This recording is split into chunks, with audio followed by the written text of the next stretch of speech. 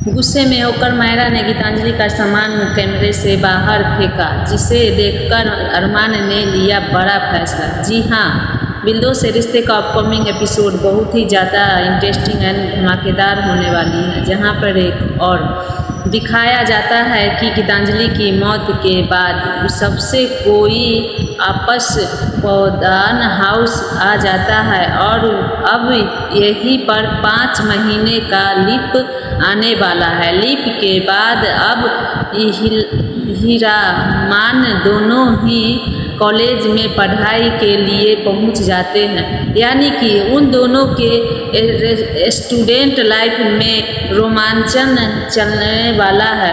लेकिन दोस्तों, इन सब बातों से पहले यह दिखाया जाता है कि मायरा जैसे कि बहुत ही बड़ा झटका लगता है गीतांजलि की मौत के बाद, और उसे एहसास हो चुका है कि गीतांजलि कितनी गलत थी।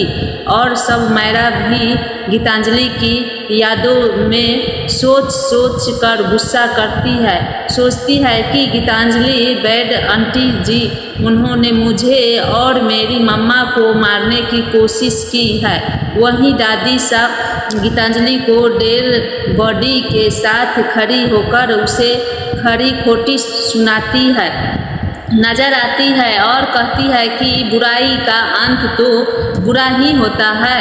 और यह सब कुछ देखकर मायरा दौड़कर अरमान के कमरे में चली जाती है और अभी उसकी नज़र गीतांजलि की रखी हुई चीज़ों पर सामने पड़ा है।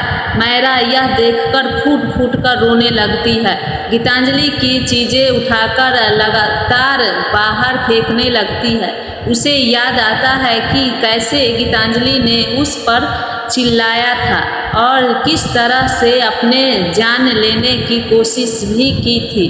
और वो अब मायरा एक एक करके गीतांजलि का सामान घर से बाहर फेंकने लगती है और तब अरमान आ जाता है और मायरा को इसे देखकर हैरान हो जाता है और कहता है कि मायरा, यह तुम क्या कर रही हो बेटा, ऐसे किसी को चीज़ें नहीं फेंका करते हैं। और तभी मायरा कहती है कि नीतू आंटी बहुत ही बैड थी बप्पा, उन्होंने मारना चाहा, मेरी मम्मा को मारना चाहा है। उन्होंने मेरी मम्मा को अलग करने के लिए बहुत कोशिश की। अब मैं बिल्कुल याद नहीं करना चाहती हूँ।